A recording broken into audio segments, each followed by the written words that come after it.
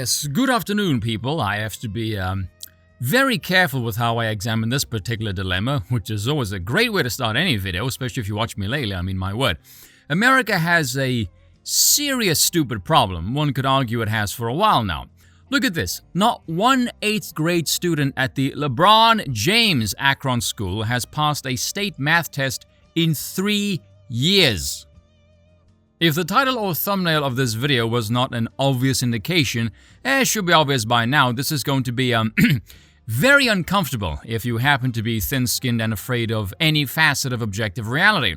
Anyway, I did ask this in my community tab yesterday, so I would like to draw your attention to this particular line right here. Despite receiving massive funding from the James Foundation, along with local, state, and federal funding, the I Promise School's black students and those with disabilities are now testing in the bottom 5% in the state. Just out of curiosity, am I the only one who read this and thought, are they implying that both blacks and disabled are situated in the bottom 5% of the state? Because that sounds unnecessarily contentious, to say the least. But if we look at the actual article, if I can pull it up here, and we look at this elaborated bit right here, it says black students at I Promise schools are testing in the bottom 5% of all black students in the state. The same is true for students with disabilities. So it seems to imply it's two separate categories, and the school seems to be producing the bottom 5% of both those categories. So the one makes the students look not very bright, and the other one makes the school look stupid and incompetent. Which is a great look for you, LeBron. Here's the thing with this particular school, though. On their own website, it's listed as an Akron public school dedicated to those students who are already falling behind and in danger of falling through the cracks. And if you go back to the original article, the opening paragraph indicates that that 8th grade group hasn't been able to pass math since the 3rd grade. That is 6 straight years of academic failure for a school billed as dedicated to students who are already falling behind.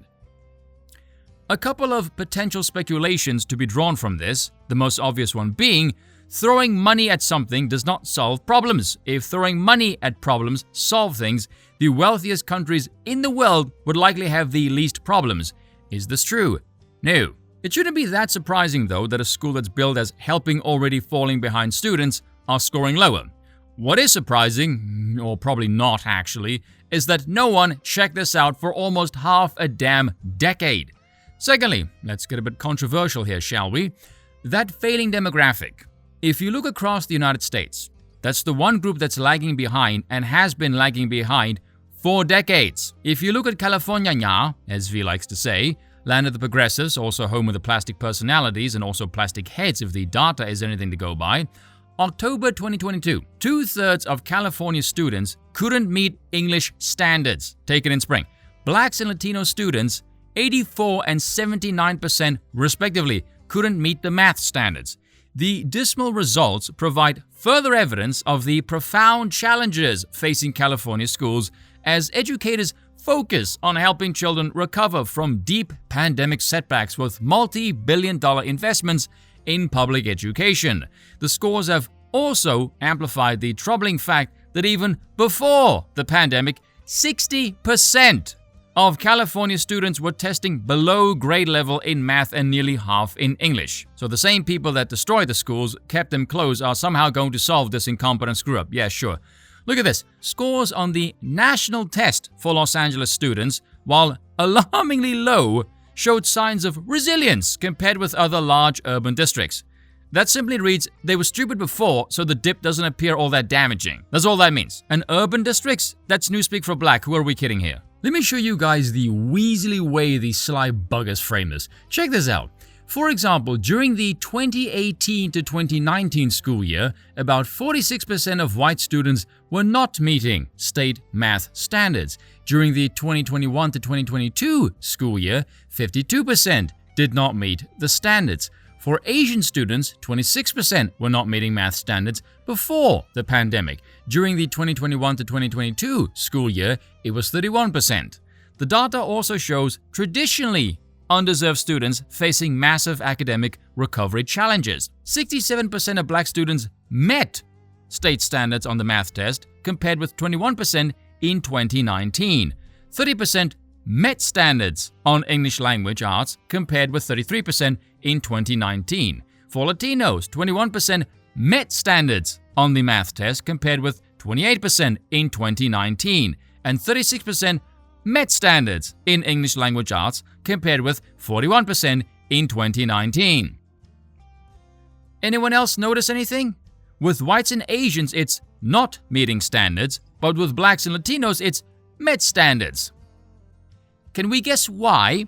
It couldn't possibly be because they're failing both math and English anywhere between rates of 50 to 84%, and that would look really, really bad now, would it? Again, progressive paradise, where evidently diversity is not our strength. Notice there as well it says traditionally undeserved students before it was historically undeserved students. What the hell does either of that bollocks even mean? Again, let's get more controversial. The implication here being oppression of some kind got them and keeps them down.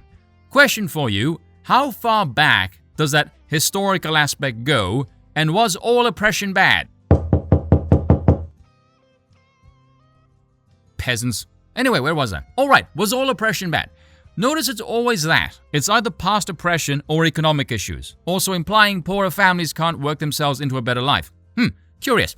Go look up Thomas Sowell's book Black Rednecks and White Liberals. There's a story there about Dunbar High School. This was an elite black institution.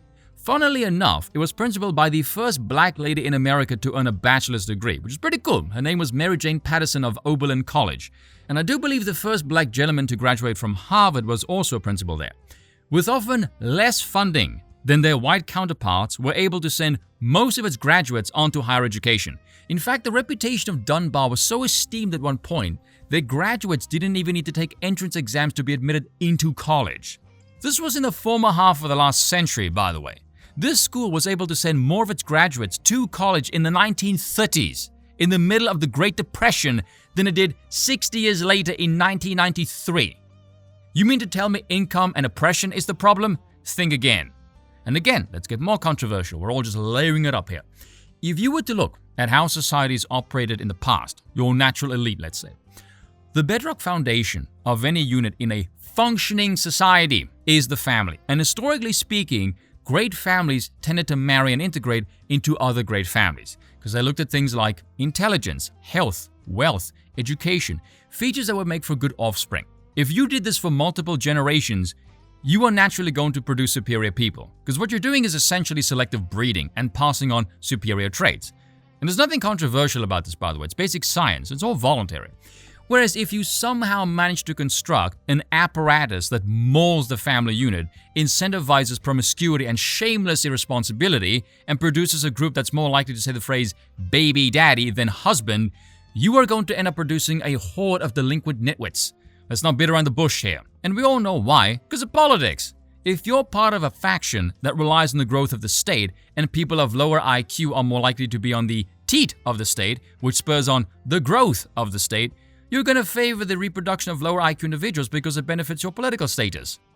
It's all rather insidious, isn't it? Welcome to democracy. Someone want to explain to me how Asians and Jews who are top of the food chain in America now, despite not being in America as long as other groups and arriving in often destitute conditions with little to no political representation? Anyone? Anyone want to try and answer that one? Enter Dinesh D'Souza, who, when some soon-to-be BTFO dork of a man, Bruce Bartlett, said to him on Twitter, the most important truth in American politics that no one ever talks about. My God, that is a loaded freaking statement. Half the population has an IQ below the median, and the GOP represent them. Over the past generation, the parties have sorted themselves according to intelligence as well as other ways. To which Dinesh replied, virtually every IQ study over the past half-century shows that blacks, who are the rock-solid base of the Democratic Party, have the lowest IQ of any ethnic group, one standard deviation below whites and Asian Americans. How is this compatible with your thesis? Why are you boring me? I'm right. Yeah, that was pretty much the reaction, even from a few conservatives who asked him, why say this? It's unnecessary. Meanwhile, I am laughing my ass off at this. we have a dumbass white guy who insults half the country with a baseless claim saying they have a lower than average IQ and the GOP represent them, effectively calling you stupid based on political affiliation. Then the base gentleman of Indian descent factually points out that no, the lowest IQ demographic votes overwhelmingly Democrat, but that's the bit even they are offended by. Well done, conservatives, you look like liberals, or even worse, women. Very strange you could be insulted for your intellectual acumen, or rather lack thereof actually, based on political affiliation, not a word. But correctly point out IQ stats and voting demographics, ooh, suddenly that goes too far. What the fuck? This is why I said before, the only way one can be a leftist is through political indoctrination. Because if you were to examine the world objectively, playing no favorites to any groups, you would be a right-winger by default. Anyone with a pair of eyes can tell you the apex development of our species comes from Europe and Asia. The fact that everyone knows this, but no one can point out the blindingly obvious is rather funny. And you know there will be some dopehead who will say, oh, this is racism or white nationalist talking points. Yes, it is. We are all very familiar with the famous pastime of white nationalists, pointing out that Asians and Ashkenazi Jews have the highest IQs. You can call me racist all damn day for thinking this, by the way. I don't care. Okay, let's say I am. Now what? Labeling me is not going to solve the problem, so after 60 years of continuous failure, toots, what else you got? Yeah, exactly. Cheers for watching, and once again, I apologize for nothing.